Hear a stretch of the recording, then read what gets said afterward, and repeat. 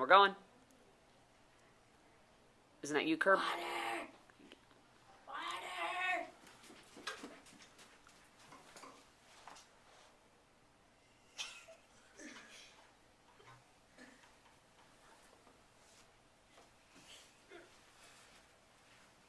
You alright?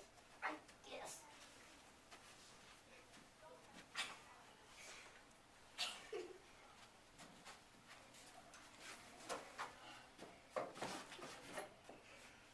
I was born October 1754 in Trenton, New Jersey. I was a strong, capable only child, working on my parents' dairy farm. When I was 15, I moved to Pennsylvania to work as a servant. Even though I was a friendly, positive person, I didn't really get along with the man I worked under. I left and married a barber. When the Revolutionary War came, my husband was enlisted. I was in look for money, so I traveled with him. The day of the Monmouth battle was hot and sweltering. Soldiers were weakening. I found a well nearby battle. I took up water and brought it to the soldiers who were on the verge of dehydration. Unfortunately, my husband was shot. Instinctively, I took up his gun and used it. I also swabbed the cannon, or I cleaned it up for the next cannonball. Finally, after much bloodshed, we won the Monmouth battle. Luckily, my husband survived the shot. Later on, he died. We moved back to Carlisle, Pennsylvania, and then I remarried to a friend of my first husband, earning my second last name. The state of Pennsylvania awarded me $40 for my service to the war.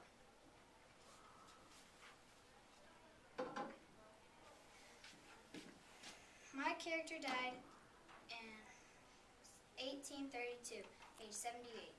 Yeah.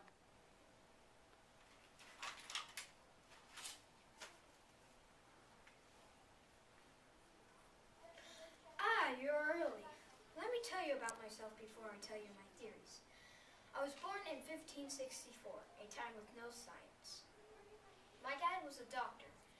He wanted me to be one too, but I dropped out before I could finish school. When I dropped out, I went to study mathematics. I also studied science, philosophy, and astronomy. When I finished school, I invented a clock, on a piece of paper anyways. The first science was misleading. I wrote a book called Discourses on the Two New Sciences. Since 1611, I had been studying the motion of sunspots. I found mountains on the moon and more moons around Jupiter. My character died in 1646. What? Go. Oh, I didn't see you there. Welcome, fellow doctors in training. Let me tell you a little bit about myself. I was born in Westfield, New Jersey in the year 1909. I was determined to become a doctor because of my father. During 1925, in the same year of graduation of high school, I went to Mount Holly College. But I also went to Holyoke, Columbia University, and Johns Hopkins University. To keep up for paying for college, I had many part-time jobs.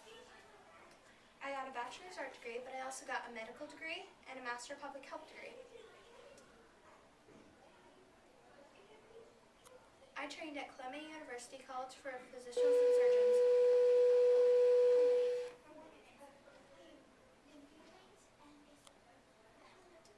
I tried for a 2-year surgical internship in the New York Pre-Siberian Hospital.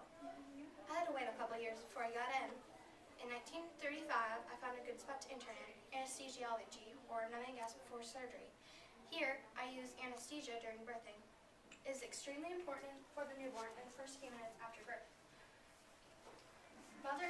Doctors were more concerned about the mother, however, and not the baby.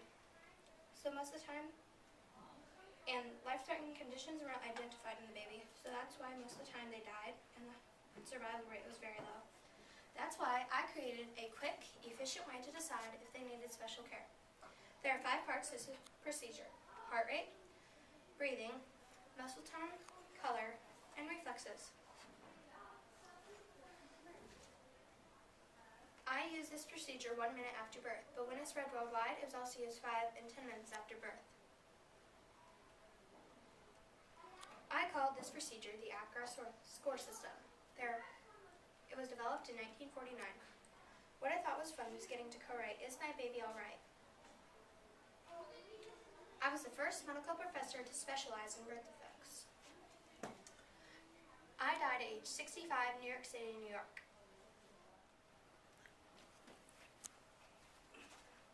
Hello, my students. I will be teaching you this year, so let me tell you about myself. I was born a Jew in Ulm, Germany in 1879. When I was born, my parents thought I had a birth defect because I had a large head. Another reason that contributed hugely to that factor was I didn't speak a lot until I was 9. When I was born, my parents thought I had a birth defect because I had my favorite subjects in school were philosophy and science. Later on, I married my second cousin, and then we went on a trip to Japan. While I was in Japan, I won the Nobel Prize for Science, but I was in Japan, so I couldn't receive it. So when we got back, we got divorced, and I married a new wife.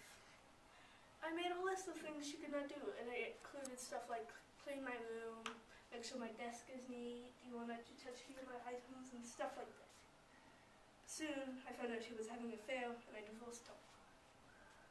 Then I moved to a little town outside Princeton University, and I got a job there giving lectures.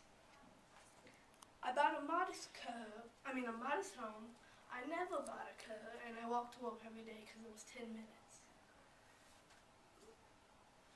My character died at age 76 at Princeton University. This is the right place, Winnie. I can feel it.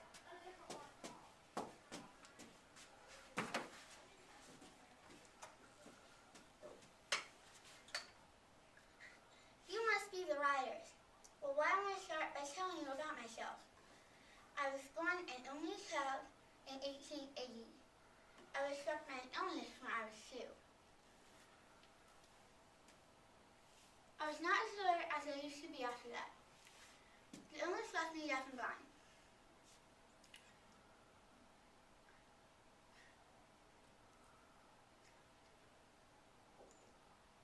I was still raising tantrums. And I got teacher about the time I was 7 because my parents couldn't stand my tantrums. I rejected her. We had to move into a different house so I could be taught without any interjection from my parents. Anytime teacher would give me any discipline when we were with my parents, mother or father would swoop in to save me. Once we moved into the new house, teacher made me finally realize that everything had a name. Even after I grew up, teacher was everywhere with me. We enrolled in a college for the blind, but I wanted to go to a normal school, so I went to Radcliffe, a part of Harvard. We went on lecture tour soon after college. It was a great success. Oh, hi, Miss Teacher. Let me explain why. One of my tours in Canada, I had to go with Polly Thompson and leave teacher behind. Teacher had heart problems soon after. After our teacher died, Polly Thompson became my new companion for 4 years until her death.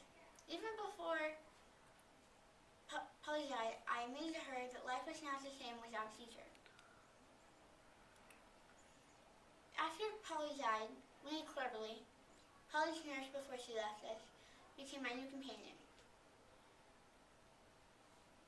My character died in 1964.